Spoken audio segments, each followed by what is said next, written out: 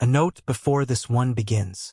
If you are the kind of listener who keeps a lamp burning after supper and a book close to hand, there is an audiobook edition of these gathered tales, read at the same steady pace as the fire in this voice, and you can find it linked in the description below. It is not necessary to hear the story that way, only a companion to it. One more small light for the long evenings, one more soft flame set at the edge of the dark for those who prefer to be walked home into sleep by a voice that is not their own. One more careful hand held out across the miles of a country that has not always been kind to the quiet listener. One more small kindness set on the table for the folks who prefer to be told a thing slow. There are hollows in the Blue Ridge where the mountain has more mouths than the men who live under it, and folks still hush at the bend in the trail where one of those mouths opens on the eastern flank of Two Head Ridge. They don't cut across that meadow anymore. They don't send a boy down there for a stray cow, and if the wind comes back up the hollow with the sound of somebody calling by name, they take the long way around by the ford, even in a hard rain, even in the last light, even when the long way costs an hour and a wet coat and a lantern gone low, even when the shorter way would carry them home in time for a supper that is going cold on the stove. Tell me where you are listening from tonight. I read every one of them, and it always surprises me how far this quiet voice carries, into what kitchens, into what long drives, into what rooms where a single lamp is burning against the dark, into what old porches with the screen door held open by a shoe. If there is a place in your own country that folks stopped visiting and never quite said why, put it down in the comments. It might just become the next story I tell. The year was 1908, and the season was that soft, damp month between the last cold snap of April and the first heat of May, when the rhododendron along the creek bank goes to bloom all at once and the trails run slick with rotted leaves. Two Head Ridge stood over the settlement of Wolf Pen, in the northeastern edge of what folks then still called the Great Smokies, a country of steep-sided hollows and limestone bluffs, of split-rail fences leaning tired against the weather, of tin-roofed cabins gathered close to the creek because the creek was the road and the road was the news. Wolf Pen itself was not much of a place on any map. A general store with a plank counter and a barrel of nails, a small clapboard church with a plain steeple, a smithy under a tin roof, and 19 households strung up the two branches of the creek in a rough cord that a man could walk end to end in an afternoon and not tire himself. It was the sort of place a stranger, riding through, would have said had nothing worth stopping for. And it was the sort of place the people who lived in it would not, for anything the outside world could offer, have left. They knew each other's dogs by name. They knew each other's dead by the second name, and by the year, and by which side of the churchyard they were laid down on. There is a kind of country that a man does not so much live in as be worn smooth by, and Wolf Pen was that kind. Oren Blackwell, 54, was the man they went to when they wanted a thing found. He was a lean man, rope-muscled in the shoulders from a life of setting fence and running trap lines, with a close-cropped iron-gray beard and pale gray-blue eyes that had the slight downward set at the outer corners that gave him, at rest, the look of a man half listening to a distant conversation.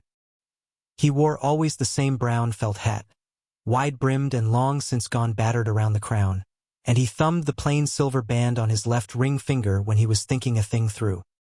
He had been thumbing it for 26 years, since the summer he married Beulah, 51, a small-boned woman with silvering chestnut hair pinned in a low bun and hazel eyes that had, in them, the settled patience of a woman who had learned young that the world was not a fair place and had chosen, anyway, to be kind inside of it.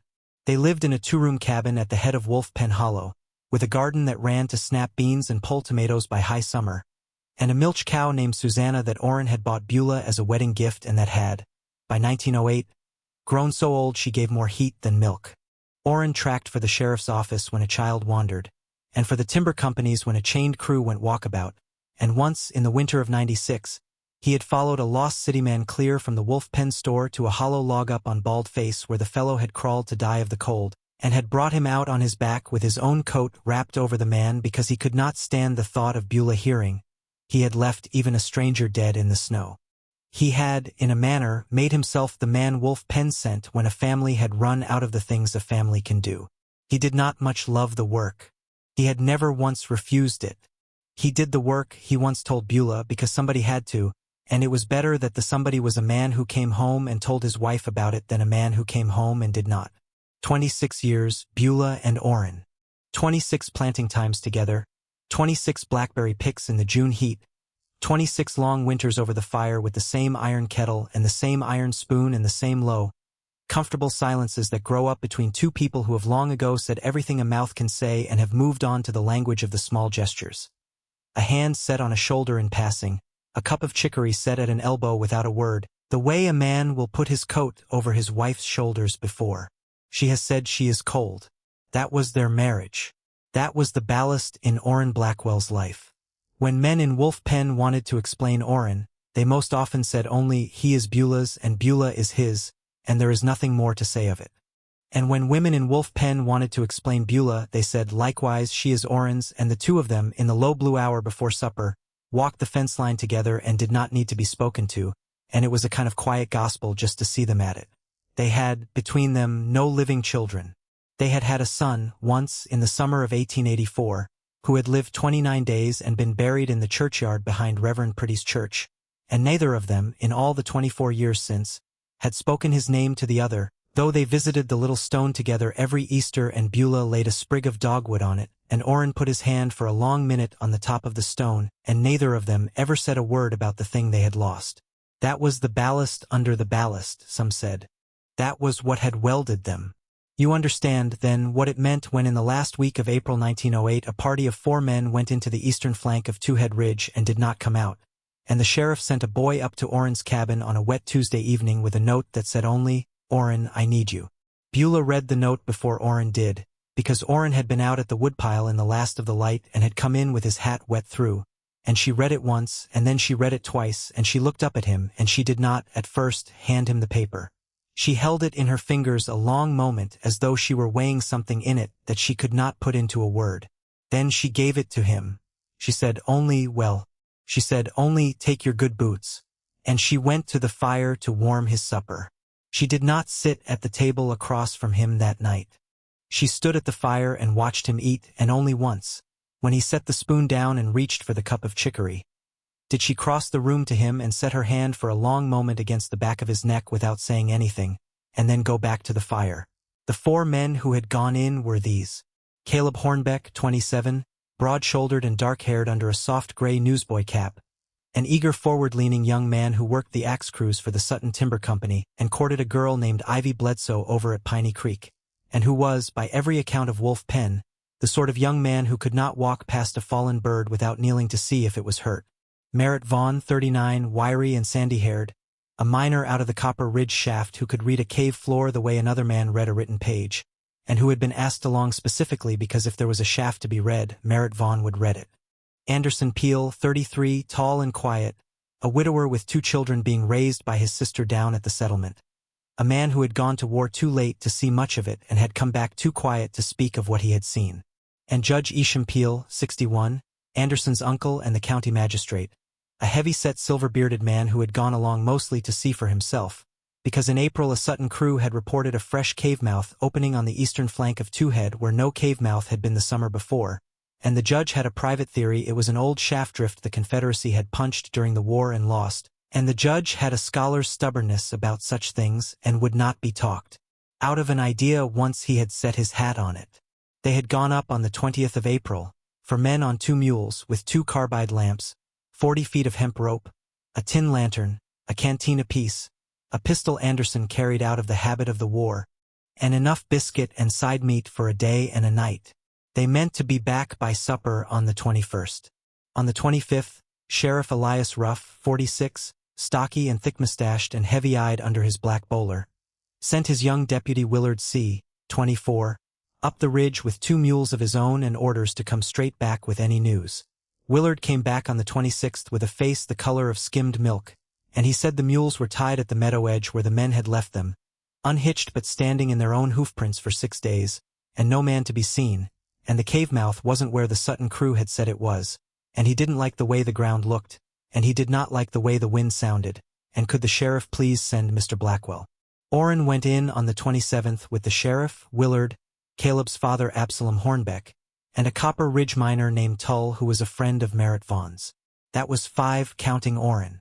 They took mules and lamps and rope and a pistol apiece and biscuit for 2 days and Beulah's Bible in Oren's coat pocket because Beulah had put it there without a word when he set his hat on that morning. She had walked him out to the front step. She had straightened the collar of his chambray shirt. She had said, "Come home." She had not said, "Come home to me." She had said only, "Come home." And Oren, thumbing the silver band on his ring finger, had said, "I will," and had kissed her on the forehead the way a man does at a doorway when he does not want to leave, and had gone. She stood on the step until the shape of him and the shape of the mule had gone around the bend at the bottom of the trace, and she stood on the step a while after, watching where they had been. They rode up in the wet gray dawn along the wolf pen trace, past the split-rail fence at the meadow edge, and turned east where the trail bent up under the shoulder of Two Head Ridge. The rhododendron was in full bloom that year, thick pink and white banks of it under the dogwood, and the trail was slick with rotted leaves and last week's rain, and the mules blew and steamed in the cool air. Absalom Hornbeck rode first because his son was up there. Oren rode second. Tull the miner rode third, then the sheriff, then Willard bringing the rear. No man spoke for the first mile. The only sound was the wet plod of hoof on leaf, the creak of leather, and the distant call of a Chuckwill's widow somewhere below them in the hollow that had not, by rights, ought to have been calling in the day. The first thing Oren said, when he came to the meadow where the 4 men's mules had been left, was that Willard had told it straight. The hoof prints were still fresh in the churned dirt because no rain had fallen on them since. The 4 men had dismounted here on the 20th of April, and their boot prints went off eastward toward the rise, and the rise was covered in rhododendron and dogwood in bloom, and above the rhododendron, up on the pale limestone bluff, there was a mouth of a cave. The mouth of the cave was open.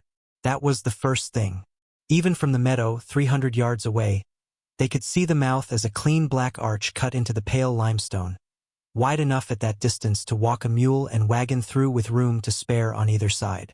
Anderson Peel had drawn it in his pocketbook on the 20th of April, Oren was told later, and had put the width at close to 7 feet across the bottom. It was a mouth, in short, that any of the 5 men in Oren's party could have walked through with their hats still on their head. Oren stood at the meadow edge a long moment looking up at it, and the sheriff, at his elbow, said only, "That is the mouth." And Oren said, "I see it." And they went on. They started up. Absalom Hornbeck went first because his son was in there. Oren went second. Tull the miner went third, then the sheriff, then Willard bringing the rear. They crossed the meadow. They gained the base of the rise. They pushed through the wet rhododendron with the mules blowing behind them and the wet slap of the leaves against the oilcloth of their slickers. And at about 100 yards distance from the base of the bluff, Absalom Hornbeck stopped and said, quiet, that the mouth had gotten smaller. You understand? The math wasn't right. Nothing had moved. The limestone had not moved. The bluff had not moved. But the mouth of the cave, watched from 100 yards, was narrower than it had been from 300, and there was no trick of angle that Oren, who had spent his life reading distance across broken country, could put a name to. He said so. He said it once, low, to himself before he said it to the others. He said, the math is not right. Then he said it again, louder. Then he stood a long moment looking up at that mouth, and thumbing the silver band on his left ring finger, and said nothing more for a while. They went on. At 50 yards, the mouth was narrower still. You could see the bluff face pressing in on both sides of it, like a wound pinching itself shut. The mules, at 50 yards, would not go further. Absalom pulled on his mule's halter, and the mule set its 4 hooves in the wet leaves and threw its head back and rolled its eye white at the ridge, and Tull the miner's mule did the same, and Oren's did the same, and in half a minute the 5 men had 5 mules dug in against the rise and blowing hard through their nostrils, and no man among them could get a mule to take another step toward that bluff. Willard, who was young and had not seen a mule stand so, said low, that he had never seen an animal refuse a trail like this, and Oren, whose life had been spent reading animals, said only, they are the smartest of us here. They tied the mules. They went on afoot. At 20 yards, Tull the miner, who had gone into more cave mouths than the rest of them together, put his hand out flat and said, in God's name.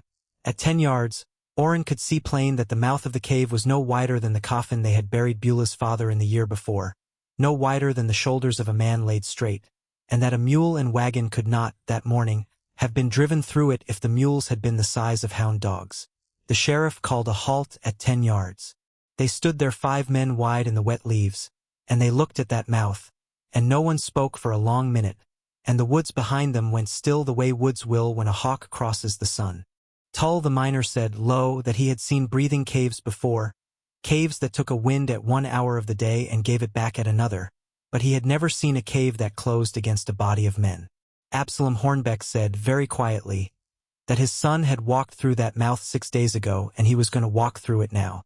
And Oren, thumbing the plain silver band on his left ring finger, said what he said only after a long, careful, watchful pause, that a party ought not to go in against a cave that did not want a party, and that if any man went in at all, he ought to go in alone. They argued it. Absalom would not be talked out. He tried the mouth first at 10 yards distance, then at 5 yards, and at last from directly beneath it, and it was, in truth, at direct beneath, no wider than a man could set his shoulders sideways to squeeze through, and Absalom Hornbeck was a broad-chested man. He tried to squeeze and could not. The sheriff tried and could not. Tull the miner tried and could not. Willard, the youngest and the narrowest, could get his head and one shoulder in, and no more, and he said the air inside pushed back against his face like a hand, and he came out shaking so hard he had to sit down in the wet leaves and put his head between his knees. Then Oren stepped forward. He was, of the 5, neither the broadest nor the narrowest, and he walked to the mouth of the cave alone, without any of the others closer to him than 10 yards, and the mouth of the cave, watched by 4 grown men, widened. It widened until it was again the coffin width they had first seen at 20 yards. And it widened further to shoulder width and to doorway width, and by the time Oren Blackwell stood under the arch of it with his hat in his left hand and Beulah's Bible in his right, the mouth of the cave was 7 feet across the bottom, and a man on a mule could have ridden through it. And the 4 men watching him from 10 yards away could see, plain, the wet limestone lip curving in a smooth arch above his hat. He turned. He looked back at the 4 of them standing in the rhododendron, and he said only, "One throat, one soul." It came out of him without his willing it, or so he said afterward to no one, since no one afterward heard him say anything at all. But Sheriff Ruff and Absalom Hornbeck and Tull and Willard, all 4 heard him say it plain, and remembered it plain, and would say it that way until the ends of their lives. He set his hat back on his head. He tucked Beulah's Bible into his coat. And he walked into the mountain, and the wet dark took him, and the 4 men waiting in the rhododendron saw the mouth close down behind him to the width of a man's shoulders again inside of half a minute, as if the ridge had drawn its breath. Absalom Hornbeck sat down in the wet leaves and put his face in his hands. Tull the miner said, "Lo, one throat, one soul," and repeated it and could not seem to stop. Willard C. stood white-lipped with his hand on the butt of his pistol, and Sheriff Elias Ruff took off his black bowler and held it against his chest and stood a long time looking at that mouth. Not one of the 4 had it in him, in that hour, to move. The rhododendron dripped around them. A pair of ravens went across the meadow low. The mules at the meadow edge blew and shifted and did not, either, wish to move. They waited an hour. 2. By late afternoon, with the light going gray-green under the rhododendron, they had counted out the hours since Oren had walked in. 4, then 5, then 6, and Susanna, Oren's old cow at the meadow edge, had begun to low, low, low, in a way that Absalom said afterward he had never heard a cow low, a long unbroken note like a bell being drawn out on a wire, and the mules at the meadow edge had gone rigid on their tethers with their ears pinned. A hawk sat in a dead tree above the meadow the whole afternoon and did not once turn its head. In the last of the light, Willard C., of his own account, stripped his coat and tried the mouth again, alone at 4 yards, at 2 yards at the arch, and even alone the mouth would not admit him. It admitted that day 1 man. It had admitted on the 20th of April 4. And now it would admit no one, alone or in company, and it would not, in the record of what followed, admit anyone alive again. They rode down in the dark. They rode down slow because the mules would not be hurried, and they rode down silent because there was nothing among them to be said. At the meadow edge, Susanna, the old milch cow, was found gone from her tether, the leather split at the buckle, as though she had thrown herself against it, and no track of her in any direction, though the meadow was soft enough that a chick could have left a trail. She was never seen again. Beulah heard them coming down the trace at close to 11 at night. She was at the window with the lamp trimmed low. She counted the shapes in the lantern light, and she counted 4 men and 5 mules, and she set her hand on the sill and did not move for a long moment, and when the sheriff took off his black bowler at her door she nodded once, small, and said, "Come in." She poured chicory. She sat with them until the fire went blue. She did not weep. Not that night. Not, they said, in Wolf Pen for many nights after. She listened while the sheriff told her what they had seen, and she nodded at each part of it as though it were a story she was already half remembering. And when he came to the part where Oren had said one throat, one soul and walked in, she closed her eyes and set both her hands flat on the table and said only, "That sounds like him." Then she got up and she cleared the cups and she showed them to the door. Let's go back to the story. Have you ever known in your body that something was wrong before your mind had words for it? A room you walked into as a child and did not want to walk back out of the way you had come. A bend of a road you took once and would not take again. A house you passed on a summer visit that made the small hairs on your arms stand as though a cold draft had come across you though the air was warm? If you have, put that place in the comments. Tell me the country it stood in and what year and what you were doing there when the feeling took you. I read every one of them. It might, again, become the next story I tell. Sheriff Ruff sent word up the hollow the next morning. And by the 2nd of May there were 17 men gathered at the meadow edge with lamps and rope and pistols and the intent of forcing that cave open by main strength. They did not force it.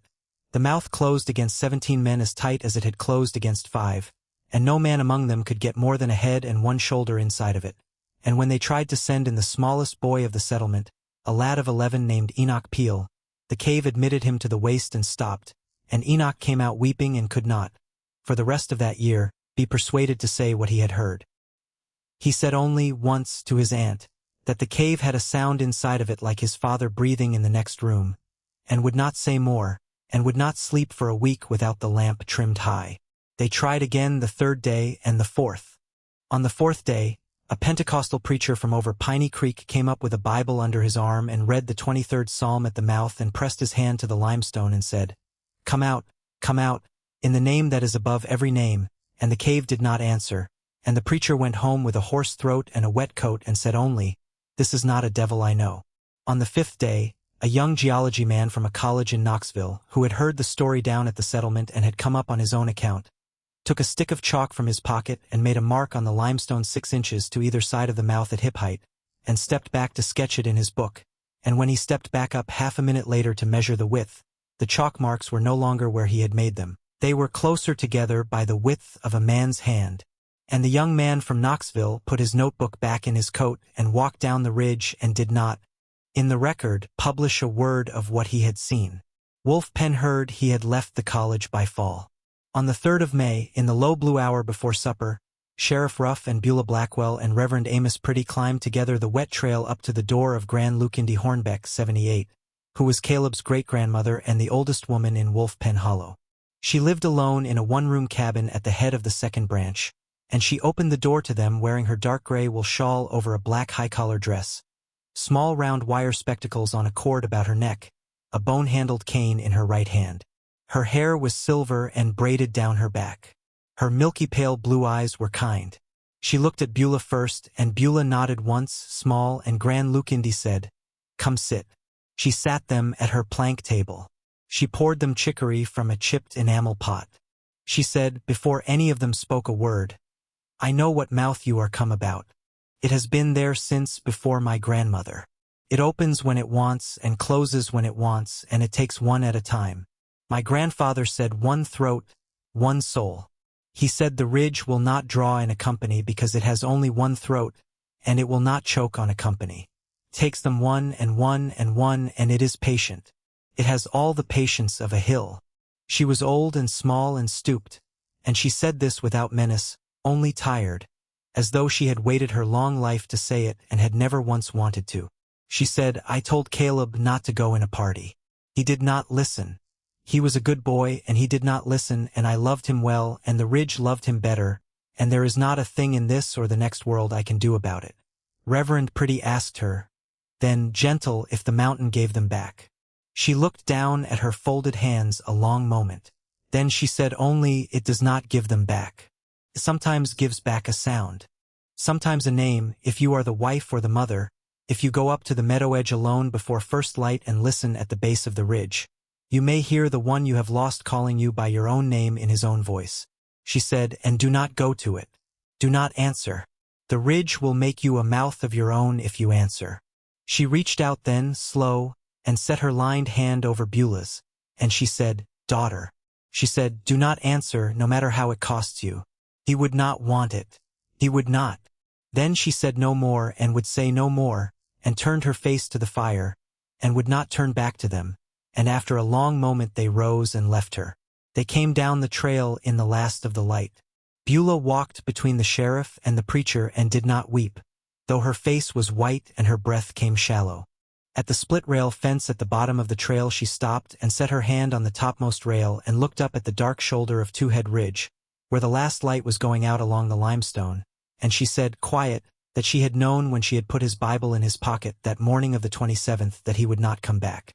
She had known, she said, the way a woman knows a thing in her body before her mind will give her leave to say it.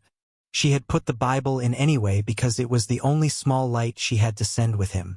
The sheriff and the reverend walked her home to the cabin at the head of Wolf Pen, and they stayed with her until the fire was set and the lamp trimmed, and Reverend Amos Pretty, 63, thin and stooped and white-haired, laid his hand on her shoulder and said the blessing over her supper before he left. He said afterward, to those who asked, that Beulah Blackwell did not weep once that night, and he did not know whether that was mercy or a graver thing. They had, in Wolf Pen Hollow, one more search to make. It was planned careful. Merritt Vaughn's partner, Tull, and 2 other Copper Ridge miners agreed to go up in daylight, on the 6th of May, and to take with them a mining charge and shore timbers and the intent, if the cave mouth would not admit them, to blast the arch wider from outside. They would go, they agreed, in daylight, when the ridge, as Gran Lucindy had said, was easiest to look upon. They arranged the mules. They arranged the powder. They set the 6th of May, at 10 in the morning, at the meadow-edge, careful and planned and clean.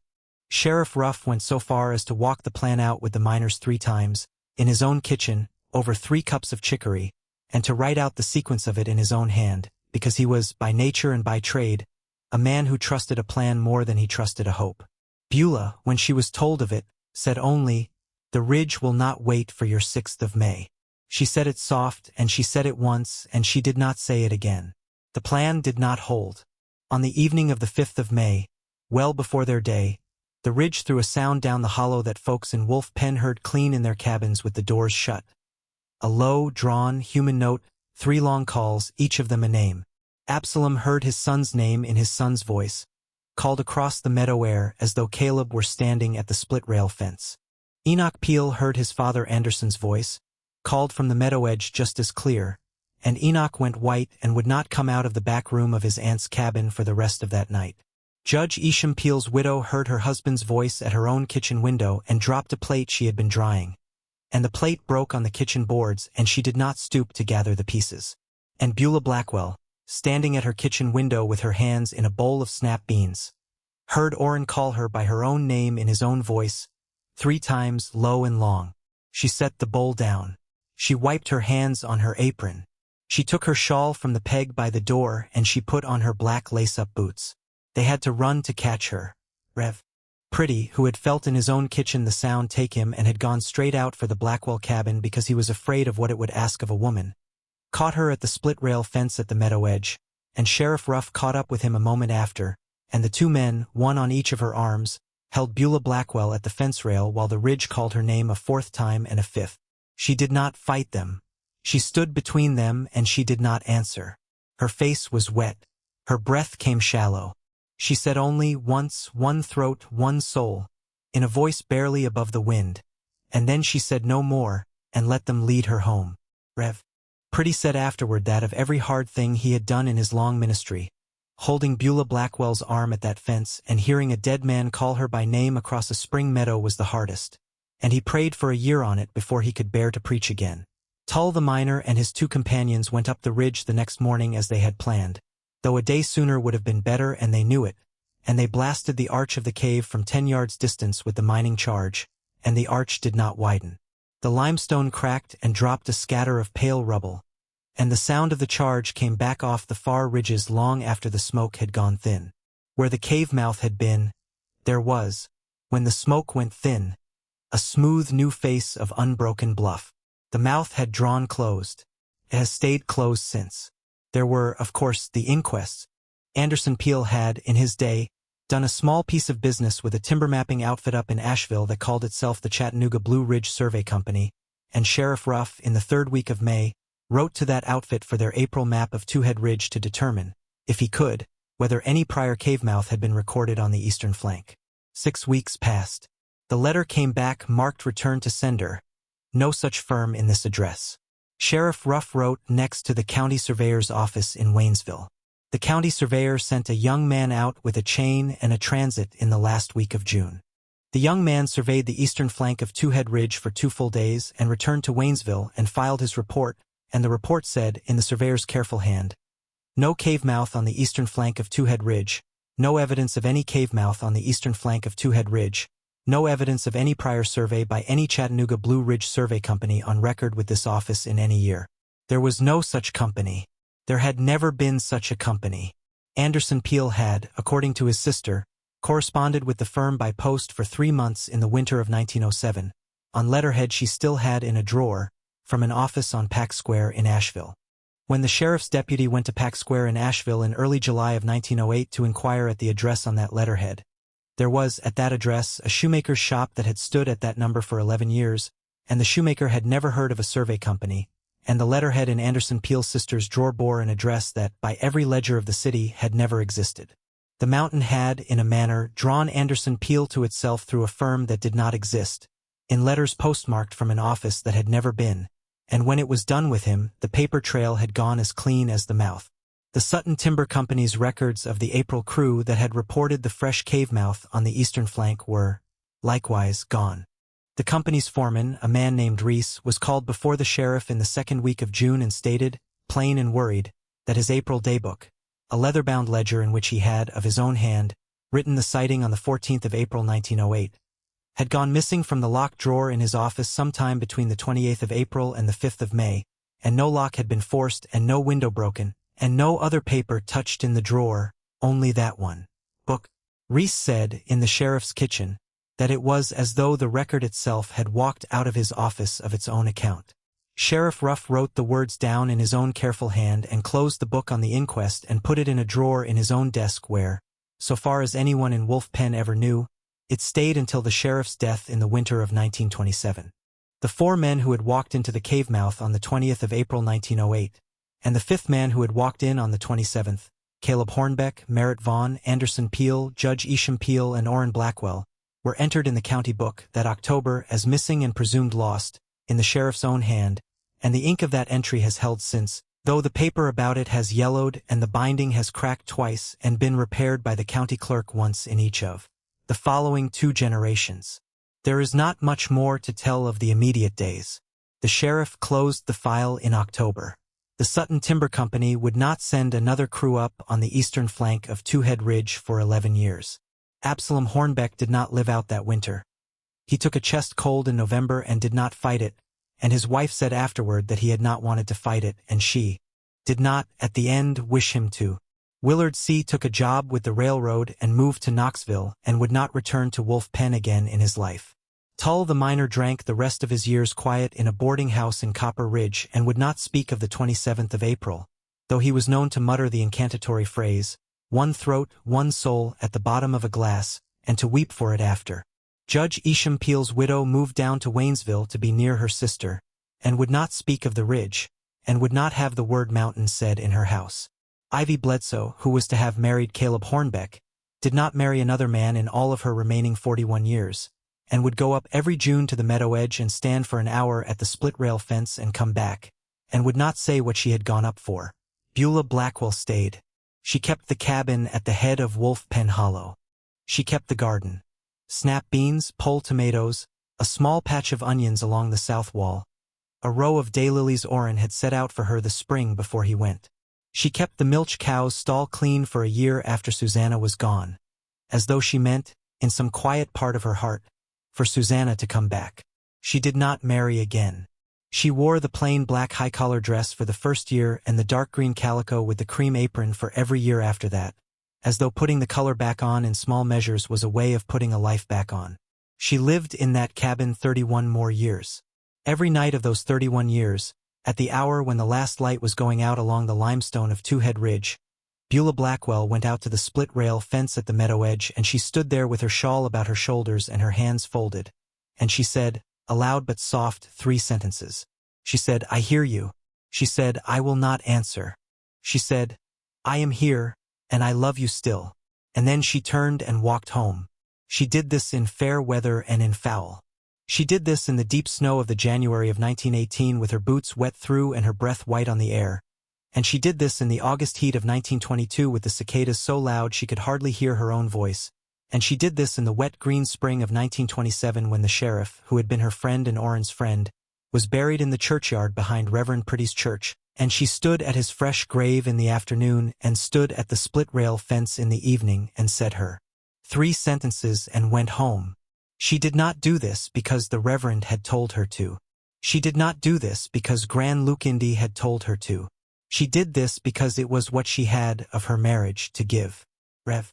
Pretty, who watched her at it from his own kitchen window in the last years of his life, said that a marriage will teach you, at the end, what a soul is for, and that Beulah Blackwell had learned the lesson and was, every evening at the fence rail, teaching it back to the Blue Ridge, one small honest sentence at a time. She stopped at the end only because in the last week of March 1939 she was ill and could not walk to the fence, and her niece Ivy, who by then was a grown woman and had come to live with her, went out to the fence in her stead and said the 3 sentences and came back, and Beulah, in her bed, heard her come in and said only thank you and slept. On the last night of March she asked Ivy to take down Oren's brown felt hat from the peg by the door, where it had hung untouched for 31 springs, and to set it on the chair beside her bed. Ivy did. Beulah laid her hand for a long minute on the wide, battered brim of it, and thumbed once, gentle, the small dark sweat line worn into the band by 26 years of Oren's forehead, and did not speak. Beulah Blackwell died on the 2nd of April 1939, 31 years less 25 days after the 27th of April 1908. She is buried in the little churchyard behind Reverend Pretty's old church, and the stone reads only her name and the dates, and at the bottom, in a plain hand, I am here and I love you still. The mouth of the cave on the eastern flank of Two Head Ridge has not opened again in the years since. The bluff face there is smooth. The rhododendron has grown up over the base of the rise, and the meadow at the bottom of it is not cut for hay by any farmer in Wolf Pen Hollow, and the split-rail fence at the meadow edge has been mended and mended again by a succession of men who could not have said, if asked, why they kept mending a fence at a meadow no one used. Folks in Wolf Pen and in Piney Creek and clear down at the settlement still do not walk that meadow. They still take the long way around by the ford. They still, on quiet spring evenings, in the last of the light, report from that meadow edge a low, drawn, human note, 3 long calls, each of them a name, and there are still those in the hollow who know, when they hear it, not to answer. There are, in the graveyard behind Reverend Pretty's old church, 4 small stones set in a row along the north wall, one for each of the 4 men who walked into that mouth on the 20th of April 1908, and a 5th stone a little apart at the end, set for Oren Blackwell, and none of the 5 stones has a body under it. The stone for Oren reads, in Beulah's own hand, given to the mason the summer of 1908, only, he walked to the dark alone. And beneath his stone, at Beulah's own instruction and paid for out of her own egg money over 3 years of Sundays, there is a small flat marker of the same pale limestone, set square against the earth, on which Reverend Pretty read the mason to carve, in a plain deep hand, 3 small sentences. I hear you. I will not answer. I am here, and I love you still. Folks who visit the churchyard now walk past those 2 stones together and read them together, and it is said in Wolf Pen that no man of any age has ever read them together without setting his hat in his hand for a long minute before he moved on. Tell me, before we close, whether you have your own place, a hollow, a shaft, a road, a house, a stretch of shore, where folks stopped visiting one particular spring and never quite said why. Put it in the comments with the country and the year. I read every one of them. It might, again, become the next story I tell.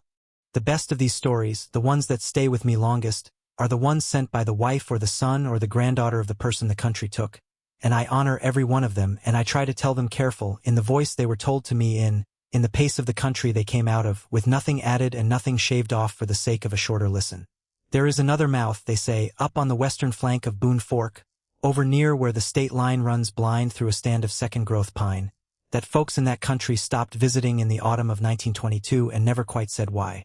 A schoolteacher and 2 of her older students went up a Saturday afternoon that October to sketch the fall color, and only the schoolteacher's dinner pail and one of the girls' hair ribbons ever came back down the trail, laid neat and dry on a flat rock at the trailhead as though set out by a hand that had a use for neatness. The ribbon was pink. The dinner pail was still warm. Whether it is the same kind of mouth or another kind, I have not yet learned. I am working on it. I have written to a granddaughter of the schoolteacher who lives now in Bristol, and she has promised to send me her grandmother's letters, and I hope to have the story for you before the year is out. Walk to the dark alone or not at all.